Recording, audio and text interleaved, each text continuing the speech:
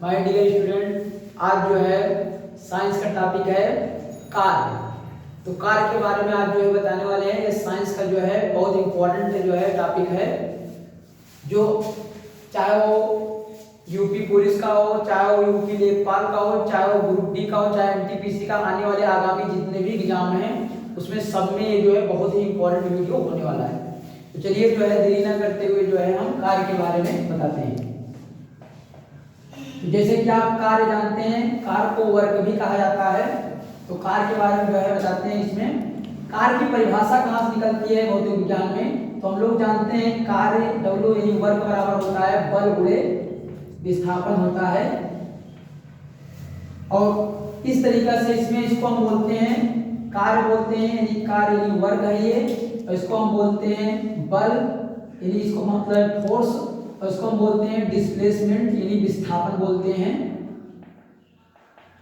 तो आप समझ गए होंगे इसमें जो है कार्य का मात्रक जो होता है ये जूल होता है, और जो बल का मात्रक होता है ये न्यूटन होता है, और आप जो विस्थापन का देखेंगे इसका मात्रक जो है मीटर होता है। तो इस तरीके से आप बता सकते हैं कि जूल बराबर होता है न्यूटन और मीटर के बराबर होता है। तो आपने इसका मात्रक देख लिया और इसको आप देख लिया किस तरीके से दर्शाया जाता है। तो जूल बराबर होता है न्यूटन और मीटर के बराबर होता है। आपने इसका सूत्र देख लिया। यदि अगर इससे परिभाषा कैसे मिलेगी, तो इसको हम परिभाषा बताते हैं कैसे इसमें जो है परिभाषा मिलेगा यहाँ से। तो इसी सूत्र के साथ हम लोग परिभाषा निकालेंगे।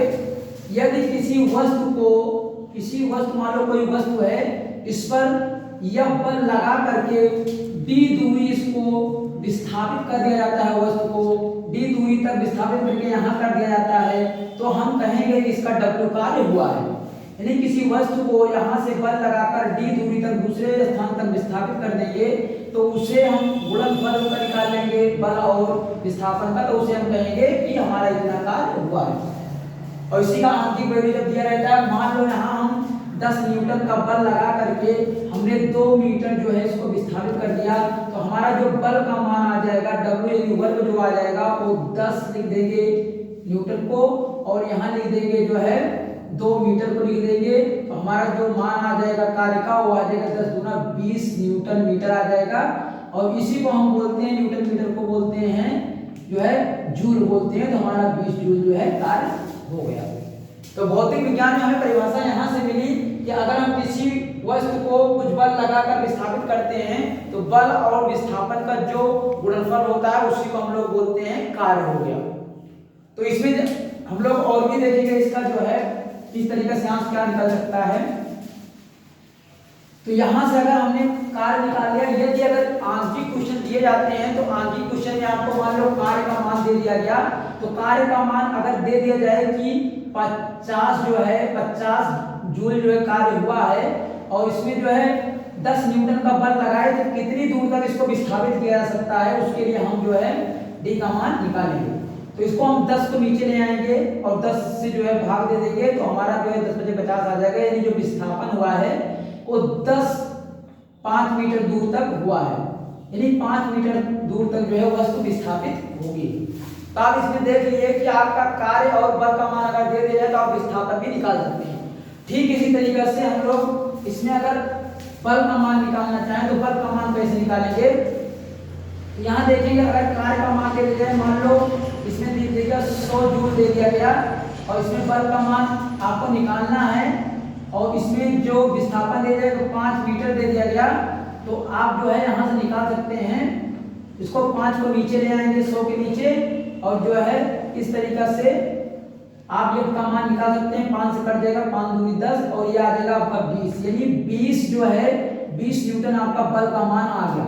यदि कोई 100 जूल का कार्य करके 5 मीटर किसी वस्तु को विस्थापित कर रहा है, तो उसमें जो बल का मान आएगा इस तरीके से हमें इस सूत्र से प्राप्त हो गया 20 न्यूटन। तो आप समझ गए होंगे कैसे इसमें जो है मान आ रहा है। तीनों चीज का हम मान निकाल सकते हैं जब दो राशियां दी गई। चलिए आगे देखते हैं इसमें जो है, ये तो हो गया सिंपल तरीका से। और इसमें कार्य कब अधिक होगा कब कम होगा। यहाँ अगर मान लीजिए यहाँ किसी वस्तु पर बल लगाया जाता है और बल लगाकर सीधा अगर विस्थापित किया जाता तो यहाँ कार्य जो होगा अधिकतम होगा। जब हम सीधा जो है विस्थापित किया जाता है तो उसमें कार्य जो होगा अधिकतम होगा, अधिकतम होगा। कहने का मतलब यहाँ जो कोण बन रहा है वो यहाँ बन रहा है 180 अंश का बन रहा है, और यहाँ से हम बल लगा करके इसको सीधी रेखा में विस्थापित कर रहे हैं तो यहाँ 180 अंश का कोण बन रहा है। तो जब हम बल की दिशा में ही विस्थापित करते हैं, बल की दिशा में ही विस्थापित करते हैं तो क्या होता है, कार्य अधिकतम होता है। तो हम कहते हैं कि यहाँ वर्ग जो हुआ है अधिकतम हुआ है। दूसरी कंडीशन, यदि हम क्या करेंगे, अगर हम बल इधर को लगाएं वस्तु पर और हमारा जो कार्य जो विस्थापन हो रहा है इसकी विपरीत दिशा में अगर हो रहा है, मान लो विस्थापन हमारा किसी वस्तु का इसकी विपरीत दिशा में हो रहा है, इसका मान लो यहाँ बल लगाया जाए इधर को, विस्थापन अगर इधर को हो तो यहाँ जो होगा यहाँ न्यूनतम कार्य हो जाएगा। तो हमारा जो किस तरीके से यहाँ ऋणात्मक कार्य आएगा, सॉरी इसमें ऋणात्मक कार्य आ जाएगा, जो कार्य हो जाएगा वो हो जाएगा यहाँ जो है W बराबर माइनस में हो जाएगा। ये जो कार्य आएगा उसका मान जो हो जाएगा हमारा माइनस में आ जाएगा इसमें जो है।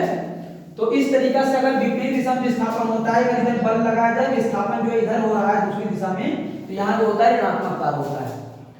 और इस तरीके से जो है इसमें जो आप समझ रहे हैं इसमें जो है। और इसके बाद अगर तीसरा पॉइंट हम लोग देखेंगे, ये तीसरा देख लेते हैं। अगर तीसरा हम लोग इस तरीके से देखेंगे इसमें जो है कि अगर हम यहाँ बल लगा रहे हैं किसी वस्तु पर और विस्थापन जो हो रहा है वस्तु पर ऊपर की दिशा में हो रहा है, कहने का मतलब इसमें 90 अंश का कोण बन रहा है। तो यहाँ जो हो जाएगा, अगर यहाँ इसके लिए हम एक फार्मूला का यूज करेंगे तो यहाँ जो कार्य का फार्मूला हो जाएगा एफ डी कास थीटा हो जाएगा फार्मूला यहाँ।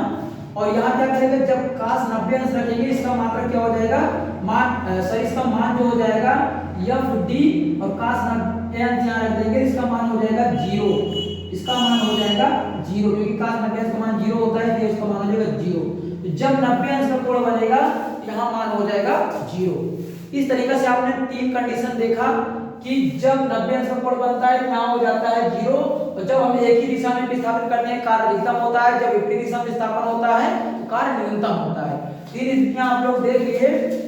तो इस पर जब किसी कोण पर किसी एंगल पर विस्थापन होता है तो हम इस वाले फार्मूला का यूज करेंगे, और एक ही दिशा में होता है तो हम इस वाले फार्मूला का यूज करेंगे। इस तरीके से आपने देख लिया इसको जो है।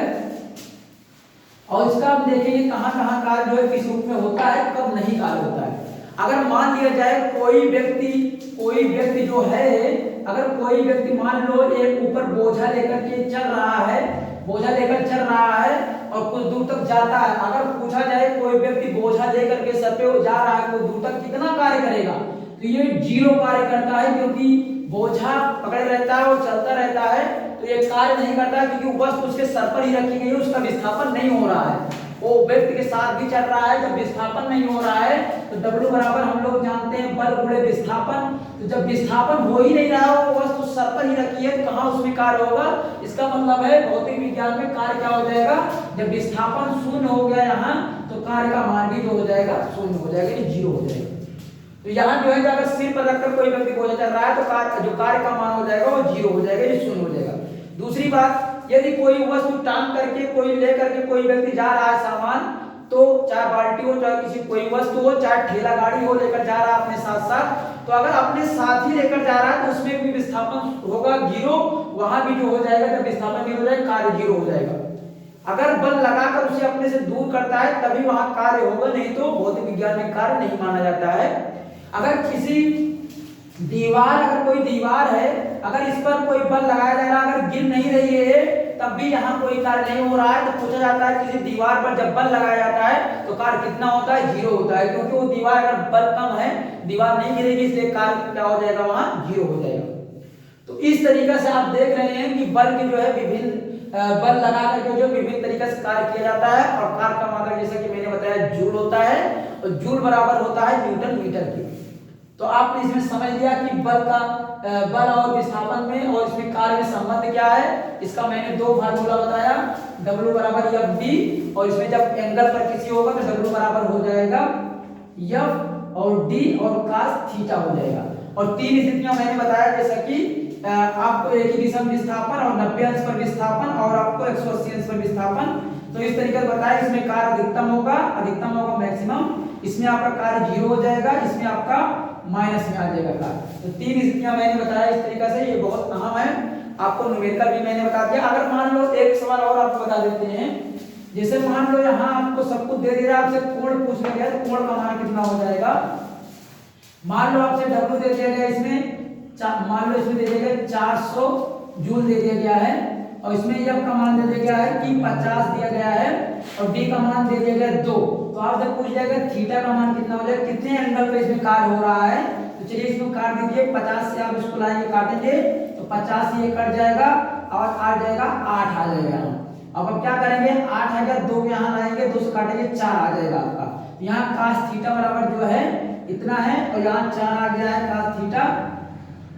cos थीटा है, आप एंगल निकालेंगे तो ये हो जाएगा थीटा बराबर हो जाएगा cos इनवर्स 4। इतना आपका आ जाएगा जो है एंगल का मान। तो इस तरीके से आप जो है अगर इतने एंगल पर कार्य हो रहा है बल लगाने पर, इसको भी आप इसमें ज्ञात कर सकते हैं।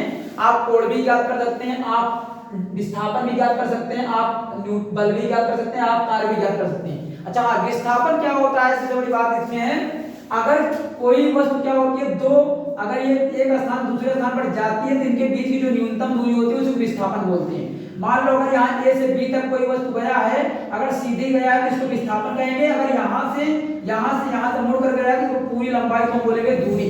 तो आप समझ गए होंगे, मुझे लगता है विस्थापन दो स्थानों के बीच की न्यूनतम दूरी होती है, इसका मात्रक होता है मीटर में आप मापते हैं, दूरी को भी आप मीटर में मापते हैं।